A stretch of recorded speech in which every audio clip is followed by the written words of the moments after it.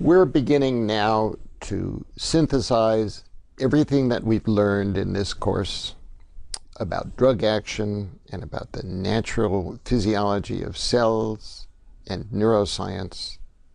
And we're trying to put together a coherent story, if we can, about how antidepressants act. We'll take 2 mini lectures to do this. How does the interaction between SSRIs and CERT relieve depression? Well, most experts would restate this question. How does blockade of serotonin reuptake relieve depression via the presumed outside-in mechanisms? In mini lecture 21, for instance, we've recapitulated the outside-in pathways for gene activation, downstream from G-protein coupled receptors. There's also a serotonin-activated channel, the 5-HT3 receptor. And in discussions about nicotine action and nicotine addiction, we've said that some ligand-gated channels are permeable to calcium. This could start second messenger pathways, either directly or indirectly. This seems unlikely for the 5-HT3 receptor. It's not very calcium permeable, but let's keep that in mind. So in general, then, the possible downstream consequences of changed regulation of serotonergic systems would be short-term derangement of the modulation of synaptic strength, and possibly also neuronal intrinsic properties.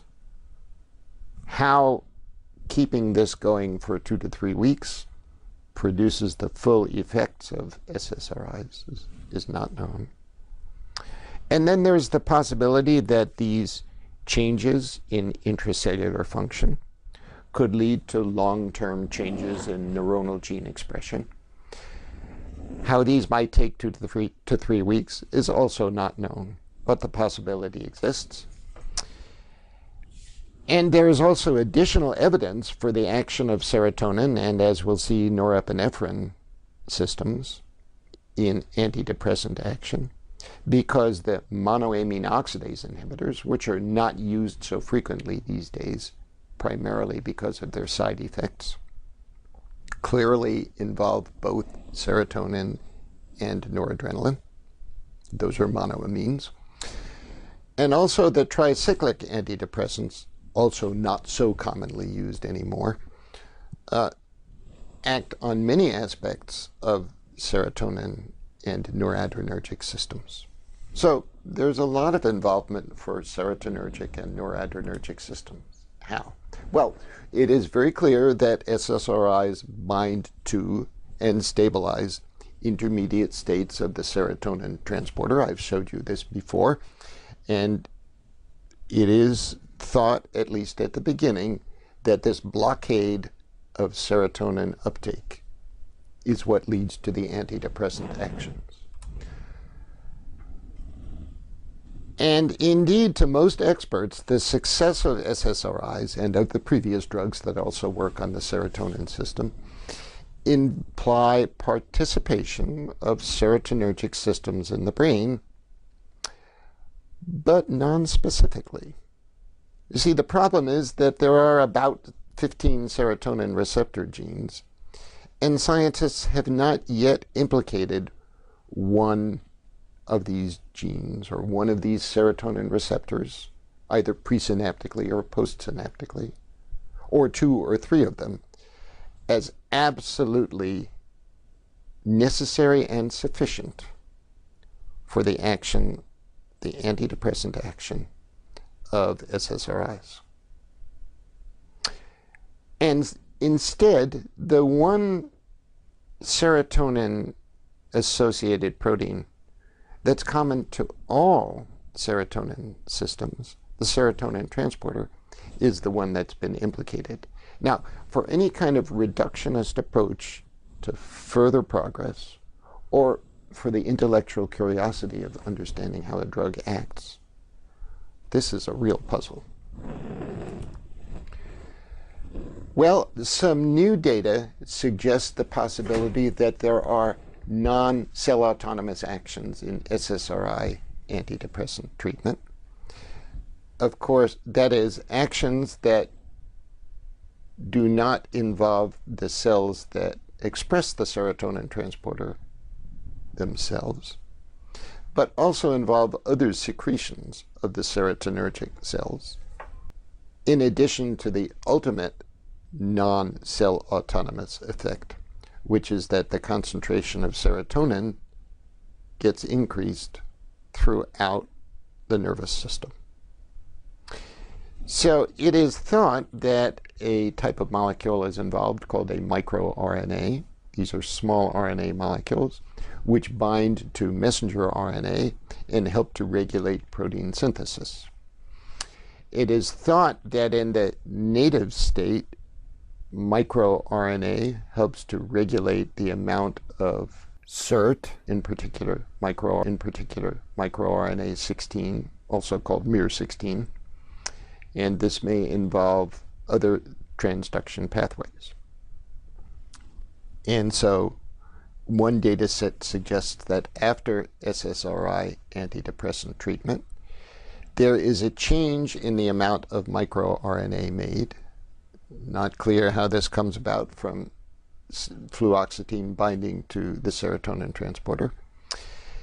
This changes the amount of a neurotrophic factor released. The neurotrophic factor is called, for very interesting historical reasons, S100 beta. We have already talked about glial-derived growth factor, and later in this and in next lectures, we will be talking about another growth factor, brain-derived neurotrophic factor.